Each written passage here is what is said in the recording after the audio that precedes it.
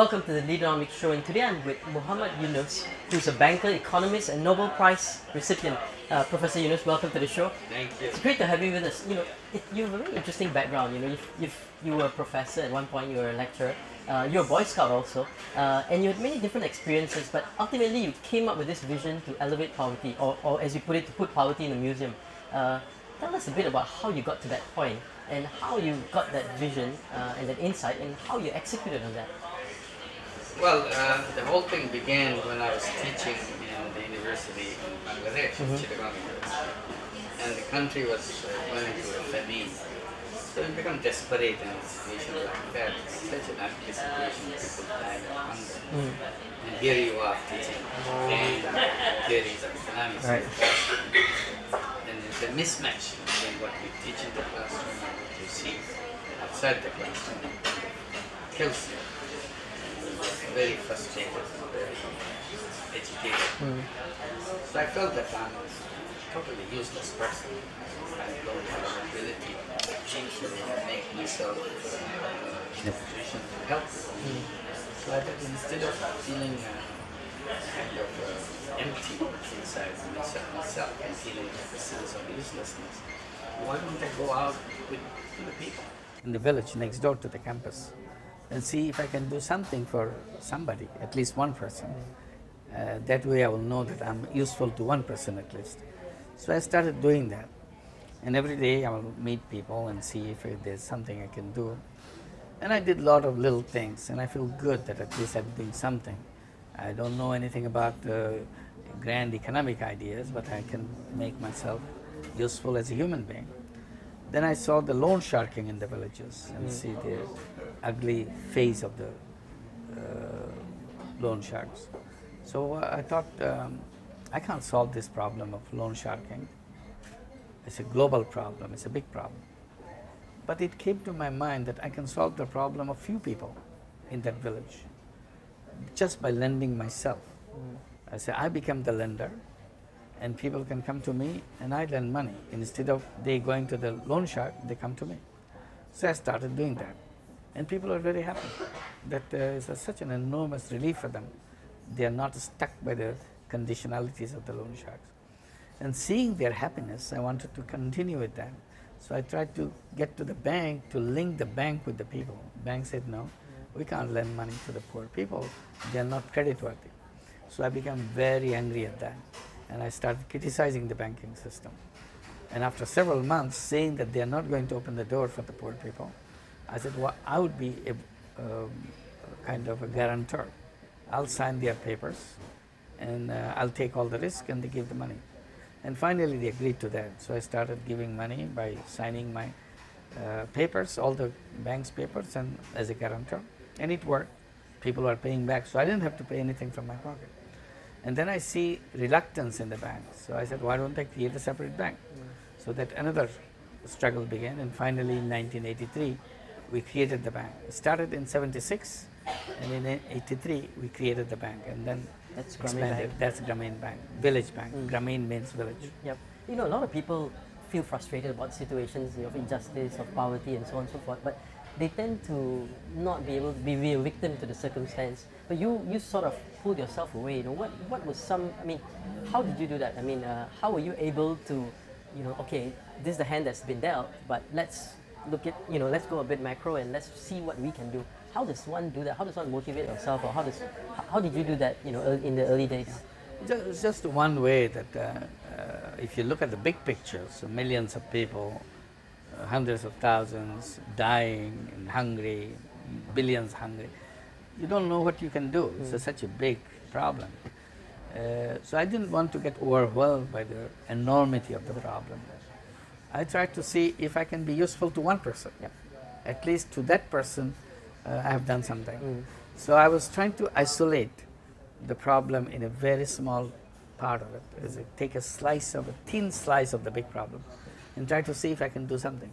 When you do that, when you bring it to the person level, then the problem becomes so much simpler. It doesn't look as complicated as you can have it when you have a billion people on that problem.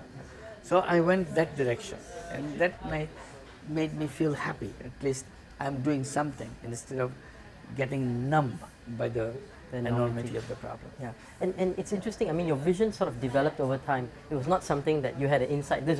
You didn't build Grameen Bank in 1976. It's something that's developed. Is that quite common in terms of what leaders do? They have different experiences, and ultimately there's this bigger insight that came to you.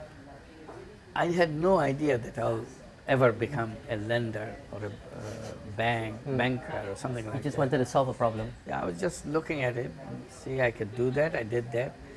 How I will be described, I didn't worry about that. This was something I can do, I did that. And once I did that, and people are happy, I wanted to do more about it. And each time I'm taking one step. I didn't know the second step after that. So I did this step and I see another opportunity, so I said the next step. And each step was a different one. And gradually became the whole village and several villages, and now the whole country. Now the whole world. And then in New it's York all City steps too. everywhere. Yeah. You know, it's interesting that every step you probably face a lot of adversity, you know, and challenges. You seem to have overcome them, and even now, I mean, with the you know, your government, I mean, there's some political you know, upheaval in terms of trying to discredit you and so on and so forth. There's always challenges you face, but you seem to be able to rise above them. How do you do that? I mean, how do you overcome these multiple challenges that's thrown to you? Well, I don't look at the problems again get kind of slowed down or something. What I wanted to do, I continue under whatever circumstances it is. So when you do something, it's always there'll be adversity. There's always opposition. Yes. So if you get threatened by that, you don't get anywhere. So you continue to do that. You try to overcome. Or if you're not going to confrontational way, you take a sidetrack so that you are not confronting the problem. You are going around the problem and move on, because that problem may not be relevant to you. It's kind of a irrelevant thing which is coming along the way. So you move on. Your destination is very clear. Your objective is very clear. So move on to the destination. That's what I've done. So each time I try to do that, I may slow down for a while because things are rough because of the opposition and so on. There are religious opposition to my work. Yes. There were political opposition to my work. Still there's political opposition to my work. There are economic opposition to my work. So I see different ways, and even there were academic opposition to my work. So I said, if you do something, of course people will have their different views because they're coming from another kind of perception. So I'm trying to do something else. So I continue to do that as long as I'm convinced that this is the right thing to do. I don't falter. I don't kind of get shaky on the way. Yeah, you mentioned religious oppositions, and I think one is to do with women. That's right. Being in a Muslim country. Right. But 94% of your customers are women. Yeah, 97%. 97%. Yeah. I assume that's intentional. It was very much intentional. When I began, I wanted to make sure half the borrowers in my program are women, because I was criticizing the bankers, telling them that not even 1% of their borrowers happen to be women. So something is wrong with the system. So I wanted to correct it in my system. So I made that decision up front. And I was trying to convince the women to come and borrow from our work and so on. But they were very reluctant. They said, no, don't give it to me, give it to my husband. So I said, no, I'm going to give it to you. You come up with ideas. So it was a very slow process because women were very afraid to take money. They thought this will create problem for their family and so on. And that's where you got a lot of religious opposition. And then there's the religious opposition. Religious opposition saying if you give money to women and she's started business, she'll be out in the street, and this will destroy the whole principles of the religion that they interpreted. And I have to give answers to those kind of, but we never changed our mind. We wanted to make it. We said religion doesn't oppose women being in business, and mention our Prophet married a businesswoman. Said this is, as a good Muslim, we should be looking for a businesswoman to get married to. And if you don't see any businesswomen, you can come to us. We have created a lot of businesswomen here. So kind of jokingly and half seriously, we try to explain that this is not based on serious religious ground. These are just a misconception about the religion and so on, and misconception about women. So we concentrated on that, and we made it happen. And 50% of our borrowers women. And then we saw money going to the family through women brought so much more benefit to the family. then we wanted to change our policy. We have started concentrating on women, because if a woman becomes a borrower, the impact of her borrowing is immediately on the children. They are the beneficiaries, and the household improves and so on. You don't see these things happening as directly when the man is the borrower. So we thought family benefits much more if you concentrate in lending money to women. You know, one is interesting that you helped somewhat create at least awareness in the whole space of social businesses. But there's a big misconception on what social business constitutes, because some say social businesses with social mission, you can't have profits. You know, there's all these misconceptions. What's your take on what social business really constitutes? We define social business repeatedly, what I understand, what I want to promote as a social business, as a non-dividend company for solving human problems. So it's a problem-solving company. So it's not money-making company in the sense that I want to make money out of a company, out of a business. Conventional business is about making money. That's the priority. That's objective. That's the focus. That's the focus. That's objective, and everything else is subsidiary. In the social business that I define, is the objective is solving the problem that we face, whatever problem that we have in mind. We design a business and solve the problem, so that I can recover the cost and create a surplus. But the owner doesn't want to take the surplus for himself. It's a non-dividend company. Owner can take back the investment amount over time, but nothing more than that. This is a kind of decision by the owners. It's not dictated by the government or somebody else. So it's all dedicated to solving problems. So that way I would say it's a very clear definition. It's a non-dividend company to solve human problems. And that's how we do it. And we created a lot of those social businesses in Bangladesh. Now the idea is spreading in many countries, including in Malaysia. So it's still a profit, it's still for profit, but the key objective of solving social problems or solving social issues. Right. The company, in a social business, the company makes profit. Owners don't want to take the profit personally. It stays with the company, so that you can expand, you can improve, and so on.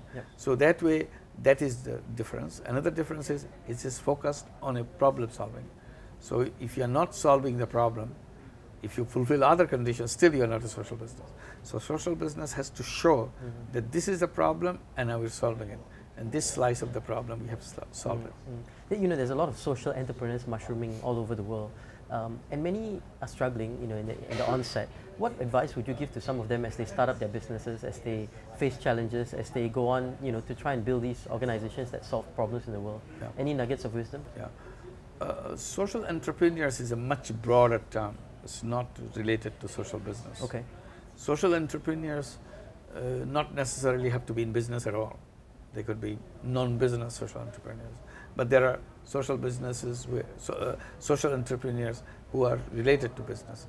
But they're social entrepreneurs running business, make money for themselves also. So they have social objectives and money-making objectives combined. So that belongs to a much broader category. In social business, is one particular aspect of that. Is a business where you solve problems, but you don't take any profit whatsoever. So that's what distinguishes between the broad category of social entrepreneurs and social business. So what advice would you give people running social businesses? I mean, come up with an idea. And in social business, the most valuable thing, most precious thing is the idea. You come up with a business idea to solve a specific problem.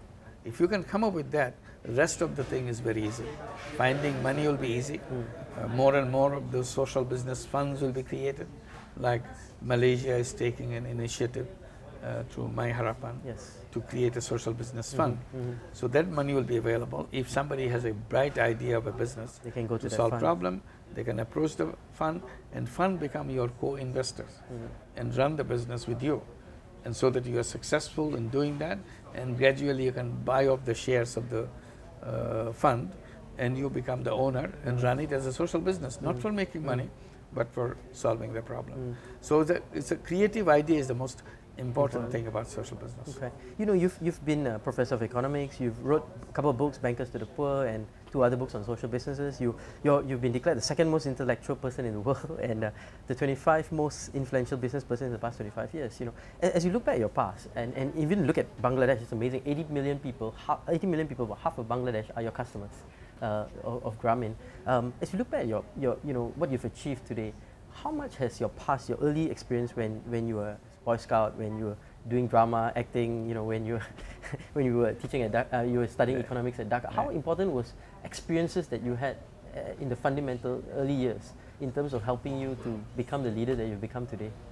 Well, a person is always a product of the past, experiences that you have gone through.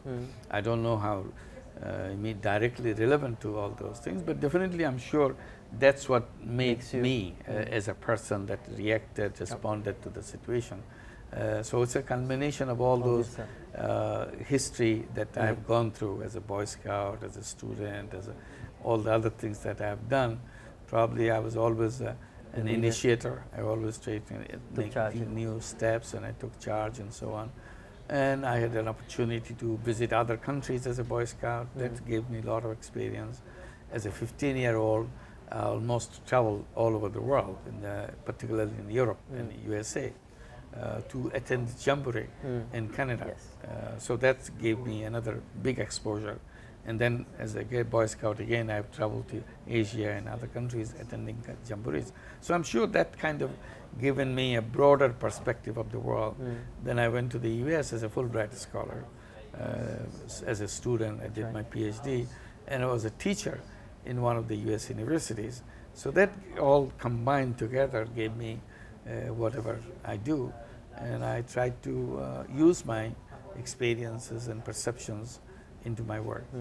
And to elevate poverty ultimately. Yes, that something developed because of the famine and constantly.